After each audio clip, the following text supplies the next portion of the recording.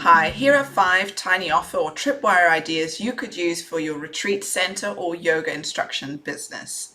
Number 1, you could bundle meditation or yoga music together specifically to help for better sleep or to treat anxiety and stress. Number 2, you could offer an Ayurvedic detox plan that people can buy and purchase with a shopping list that they could then go and buy all the different ingredients. Number 3, a mini course. For example, a joint mobility course, so specifically to the shoulder, or how to improve your pranayama practice. These little mini courses could lead into a bigger course later on. Number 4, an online workshop, such as how you can improve your inversions. Or number 5, a daily yoga practice planner would also be a very effective tiny offer or tripwire.